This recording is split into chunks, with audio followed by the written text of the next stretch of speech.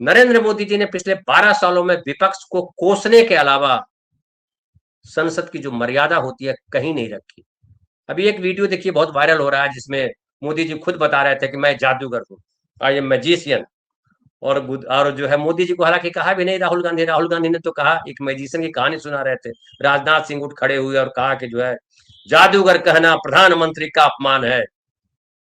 प्रधानमंत्री का क्या अपमान है, क्या सम्मान है? क्या प्रधानमंत्री खुद इस बात को समझते हैं, खुद इस बात को मानते हैं? निर्लज्जता पूर्वक पूरे देश में हिंदू मुसलमान किया जा रहा है, निर्लज्जता पूर्वक झूठ बोला जा रहा है। नेहरू जी के बारे में, इंदिरा जी के बारे में, फर्नांडिस जी के बारे में झूठ बोला जा रहा है, खुलेआम झूठ बोलते हैं, लेकिन फर्क नहीं पड़ता है। और देखिए कि एक मैं वीडियो दिखाता हूँ मोदी जी को, तो आप लोगों ने देख ही लिया होगा, गटर मीडिया पूरा दिखा रहा होगा कि मोदी जी रो रहे हैं, मोदी जी क्या कह रहे हैं, मोदी जी फलाना कह रहे हैं। बाकायदा उन्होंने कहा कि महिला आरक्षण से जुड़ा संशोधन जो है बिल जो पास नहीं हुआ, और ये सब दल जो है देश हित से बड़ा हो जाता है इनके लिए देश, और नारी शक्ति को इसका खामियाजा उठाना पड़ता है। और अब जो है 30 मिनट तक नरेंद्र मोदी जी बोले या पा रहा है कि इस बिल में संशोधन नहीं पाया, मैं सभी माताओं बहनों से माफी मांगता हूं। सबसे उन्होंने माफी मांगी। ये नहीं बताया कि 2023 में ये बिल हमने पास करा लिया था, सर्वसम्मति से पास हुआ था। सिर्फ 2 सांसद नहीं वोट किया था, वो दोनों थे AIMIM के नेता, ये सांसद उनके थे जिन्होंने वोट नहीं किया था। बाकी तमाम कांग्रेस हो, TMC हो, DMK हो, और जितनी पार्टियां थे, पक्ष की विपक्ष की, सब पार्टियों ने उसको बहुमत से पास किया था। लेकिन वो अधिनियम तो बन गया, लेकिन लागू नहीं कर पाए, क्योंकि वो 2034 में लागू होना था। आप याद कीजिए, मैं आपको फिर याद दिलाता हूँ, 2023 में सेंट्रल विस्टा का उद्घाटन और महिला आरक्षण, महिला क्या, नारी शक्ति वंदन अधिनियम, नारी शक्ति वंदन विधेयक पास कराया गया था, खूब ढोल बाजे के साथ, खूब बहस हुई थी। और तब भी विपक्ष ने कहा था कि इसमें पिछड़ों को शामिल करना चाहिए था। इतनी हबड़ी क्या है जिसपे भी बात हुई थी, लेकिन वो जो है रोक करके रखा गया, तब श्रेय लिया गया। वो भी आपको हम स्लाइड दिखाएंगे कैसे लोग श्रेय लेते हैं और फिर बाद में क्या करते हैं।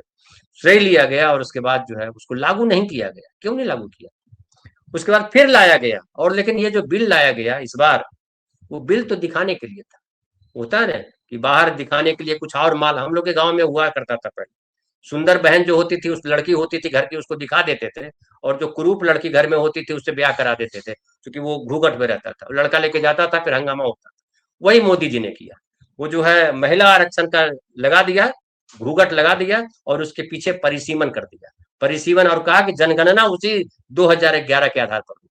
अरे भाई, आपको खुद ही नहीं पता क्या करना है, विपक्ष को दोषी ठहराते रहते हो। तो ये हुआ, और महिला आरक्षण बिल जो है, नारी शक्ति वंदन अधिनियम, पास हो गया था 2023 में, लागू नहीं किया, और बिना लागू किए संशोधन पे ले आए।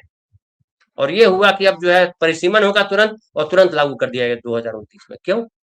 इसलिए कि नरेंद्र मोदी जी के तर्कस में कोई तीर बचा नहीं, सब टूटे हुए तीर है, वही घुमा करके लेकर के आ रहे हैं। गारंटी है तो ये है, तो वादा है, तो पता नहीं क्या क्या है। लेकिन अब लोग ऊब चुके हैं, वो गरीब आदमी हो, नौकरी पेशा हो, बेरोजगार युवक हो, महिलाएं हो, या देश के जो है उद्योगपति हो।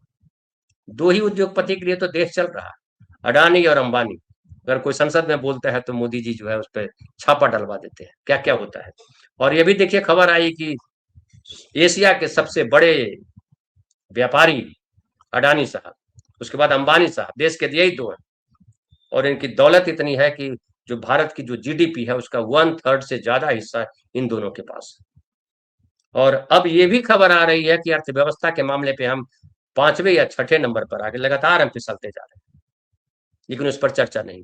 डंका कहाँ बज रहा है वो आप देख ही रहे हैं कि रोज जो है ट्रंप जो है गालियां दे रहे हैं, बदनाम कर रहे हैं, और क्या क्या कर रहे हैं।